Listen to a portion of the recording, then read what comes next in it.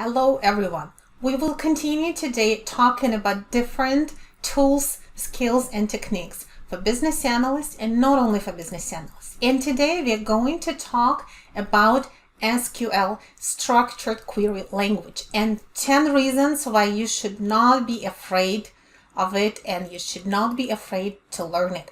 I'll share with you how you can use it even if you're not a developer and you're not a database administrator. What are the advantages for you and how you can use it for business analysis in particular. So 10 reasons not to be afraid of SQL. Number 1, SQL is a language. SQL stands for structured query language, and business analysts understand language, right? Languages have structures, languages have rules, and SQL is a language that allows you basically to communicate with a database and extract information from it. Of course, SQL is more than that. It also allows you to create databases and build different structures. However, as business analysts, our scope is a little bit more limited. So think about it as a language to understand data and to get information from databases. Now, you already know how structured data is organized, right? Structured data is nothing else as tables with rows and columns. Your rows are observations, things, events, for example, doctor's appointments, prescriptions, medications, patient information. These are going to be your rows. Your columns are attributes or characteristics of those things. For example, appointment date, time, place, and reason for visit. And most likely you manage structured data all the time, from your own expenses to business glossaries to product catalogs, application access matrices, or any other table or matrix. So you don't really need any special background to work with structured data. Number 2, SQL at the level required for a business analyst is very simple and procedural. Okay, if you ever wrote a 3-level if then else statement, then you can learn to write SQL queries quickly. And basically for querying data, you just need one SQL command called select. That's it. There are other commands that could be used by engineers, by database administrators for building databases, for deleting them, for managing them, but you don't need that. Literally, you can just learn how to write SQL statements for selecting information from a database, and that will fulfill 90% or maybe 100% of your needs. This command, select command, has very few components, has clear syntax. You can learn it quickly. As long as you have somewhere to practice, you're going to be okay. And by the way, testing of the results is straightforward because you get the results as a data set and you can test and see whether it actually satisfied your conditions. Number 3, SQL queries are like asking logical questions about data. Okay, so as a business analyst, you already know how to ask logical questions, and you basically do the same and you just translate it into that procedural language of SQL. So you start with your goal, select data, then you tell the language what you want to select, from where, and following what conditions. For example, imagine you're in a bakery and you want to ask for the right cupcake. So you can tell them, give me a cupcake from the left top shelf that has pink icing and chocolate chips. You can write it as an SQL statement. Or give me all the cupcakes from the bottom shelf. You can write an SQL statement for that. Or how many chocolate chip cookies are left from yesterday? You can use these commands to do simple statistics, to calculate average, to get minimum and maximum, and basically to learn a little bit about your data set using SQL queries. All right. Number 4, SQL gives you a superpower. So it makes your analysis, whether you're doing data analysis, business analysis, process analysis, it allows you to make it deeper or richer. Not only you're relying on answers from stakeholders, on information that they provide, you can actually validate it using data. You can look at the real numbers, you can look at real records, and they may disprove or support what your stakeholders tell you, as sometimes they may find other scenarios that those stakeholders forgot about or maybe don't have exposure to. So think about it. Instead of sitting on your ticket, you submitted the ticket to your analytics team because you need a data extract for analysis. You can actually get the data yourself. You know how when you are a BA, your tickets usually have low priority than your business tickets, than any request from important business stakeholders. So unless you have friends on analytics team, sometimes it's hard to get the data out if you can't do it yourself. If you can do it yourself, it just becomes so much easier, right?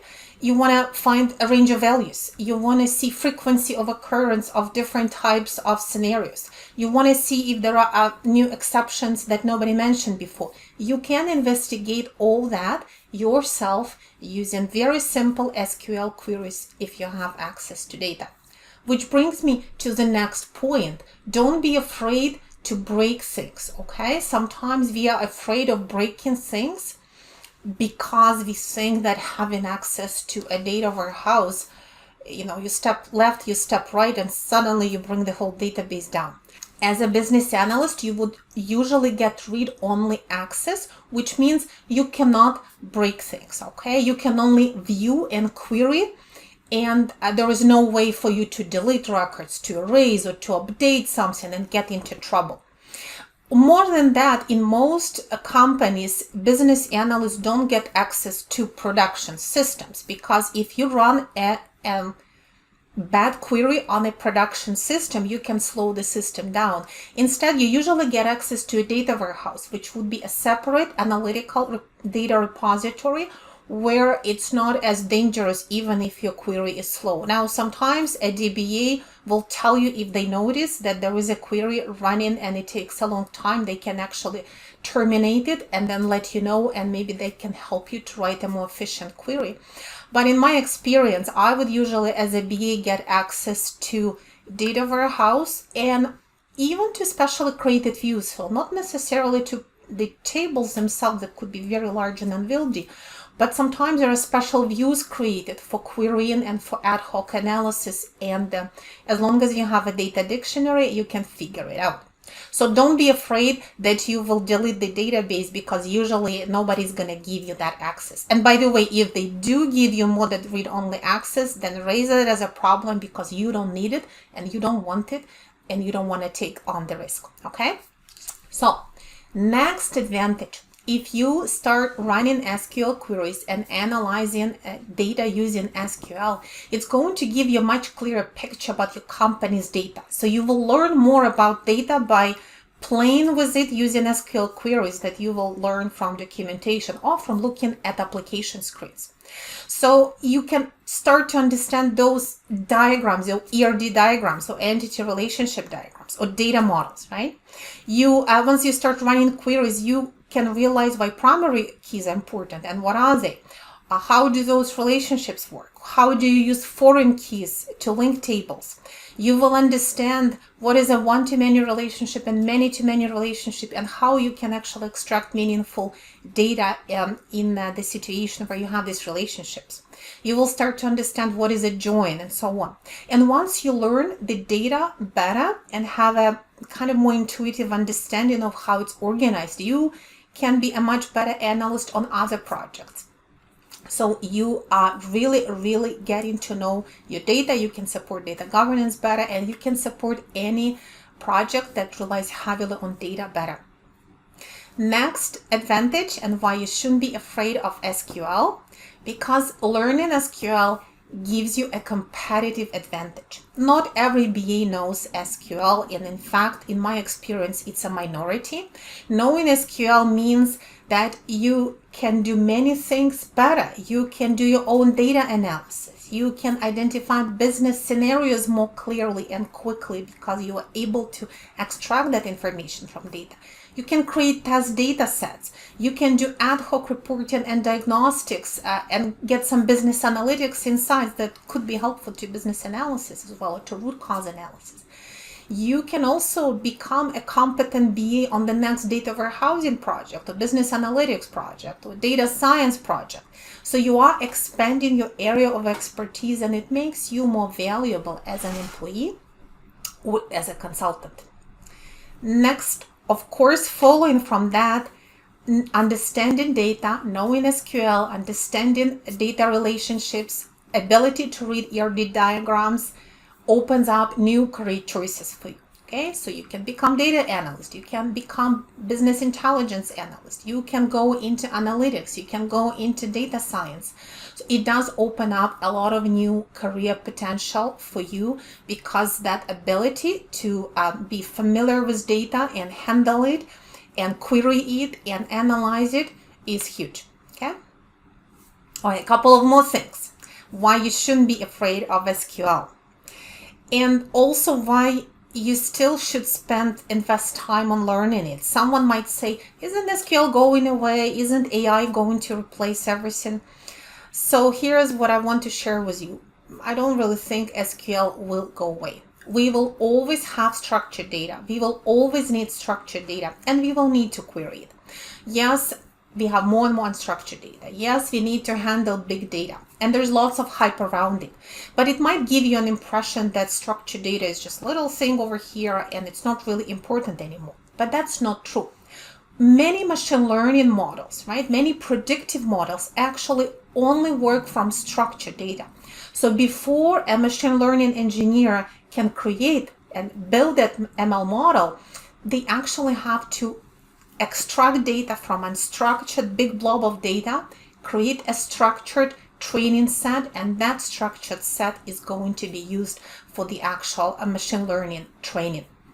For many other reasons, whenever we store unstructured data, before we do various types of analysis or before we can create a dashboard, usually we have to structure it first, and then that structured data actually feeds reports and dashboards and many other analytical solutions.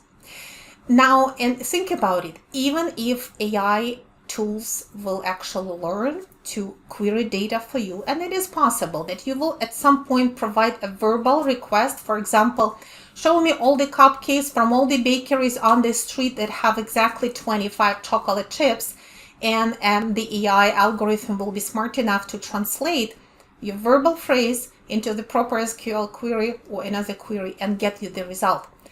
We may get there at some point, but someone will still have to test the result, right? Because we know that AI algorithms also make mistakes. So SQL, an ability to work with structured data, is not going to go away anytime soon. And that really brings me to the last point. My reason number 10 that you shouldn't be afraid of learning SQL is that once you learn to use it, you might actually have fun. It is fun for those who like to independently analyze, to make things happen. It is actually enjoyable. You have this SQL query, you run it, and suddenly you get the results, you get what you wanted, you're independent, you don't need to wait for anybody else to get you the right data. You can test it, you can actually test your own conditions. You may realize as you get your first result that I should have asked for this instead of this, or I should have grouped these conditions together. That makes more sense. So as you run this, like in a few iterations, you polish your own requirements for what data you needed. You polish your conditions, you get what you want immediately, you see the results. And honestly, in my experience, it is fun. It gives you that feeling of empowerment. And it does give you lots of career choices and advantages as a business analyst if you can do it.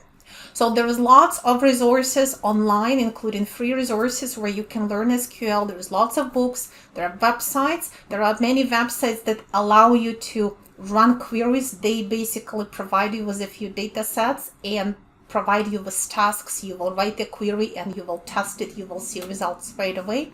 So it is very easy to learn it online. Of course, you can learn it in a class as well, as long as you are not afraid of it. That's it for today. Let me know in the comments if you have any ideas, suggestions, or what else you want to learn about next. And until next time.